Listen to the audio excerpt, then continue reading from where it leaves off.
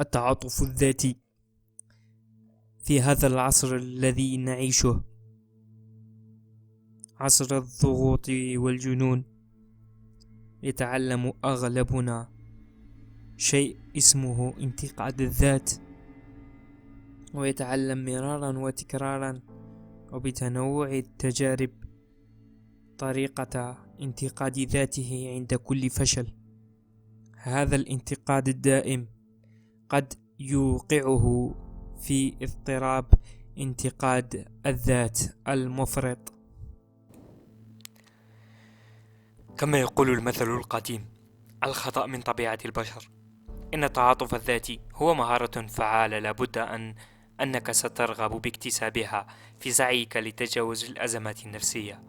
تتطلب التعاطف الذاتي أن نأخذ موقفا من التفتح، مقتنعين به وبعيدا كليا عن إصدار الأحكام فيما يتعلق بأخطائنا الشخصية وبعيوبنا وبخيبات الأمل التي قد نصاب بها.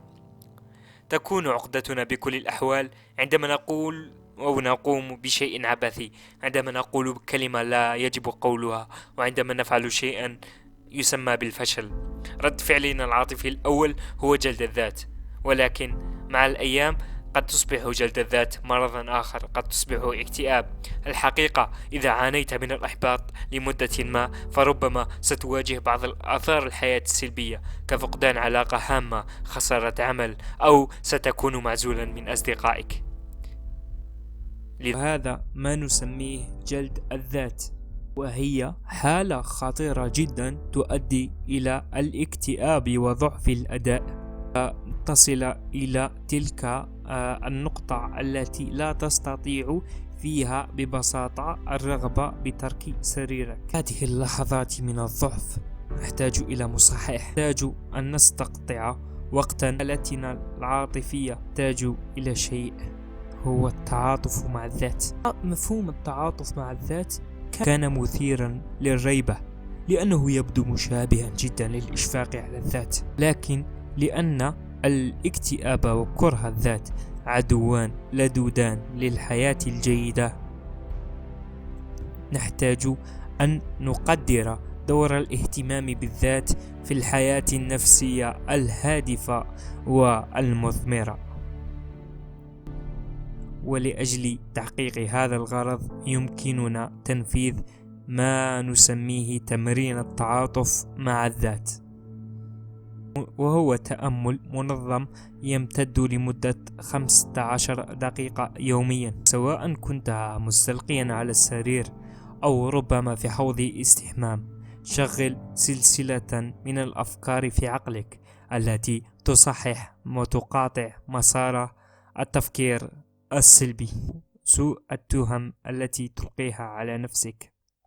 في تلك 15 دقيقة شكل منظورا لطيفا بالكامل اتجاه نكساتك.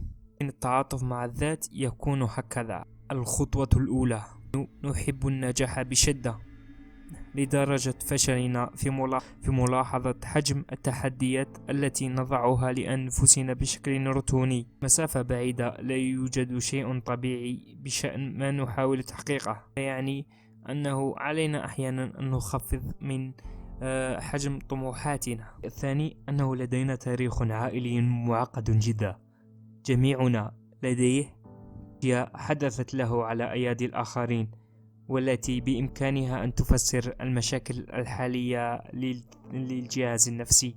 لسنا بخير أو سليمين عقليا بشكل كامل، لكن لا أحد منا كذلك. لم يتم تحضيرنا بشكل جيد لتحمل بعض المهام. هذه اللحظة إنه ليس خطأنا بشكل كامل. في الإعلام قد تظن أن الجميع مشهور أو غني أو حتى ناجح، ولكن في الحقيقة الفشل الهادئ الغير الدرامي يشكل بفارق عظيم العرف السائد. يجب علينا أن نحطم أنفسنا لعدم قدرتنا على التحكم بما كان في الحقيقة فرصة رائعة. منتقد الذات الصارمون لا يسمحون لأنفسهم بالإيمان بأن هناك شيء اسمه الحظ أو القدر.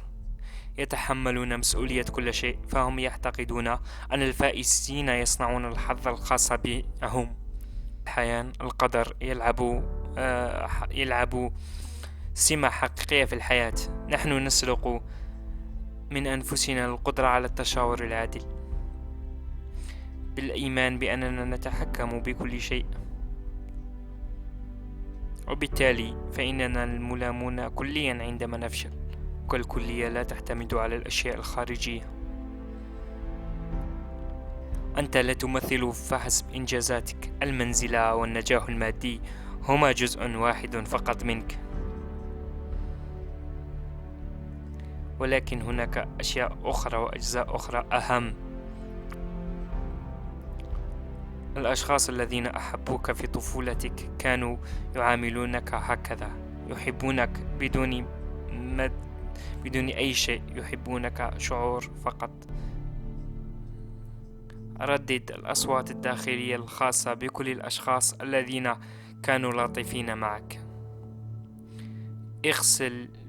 اغتسل في ذاكرتك بذكرى ضحكة ما، أو كلمة رومانسية من أحد، وباستقلالية إنجازاتك.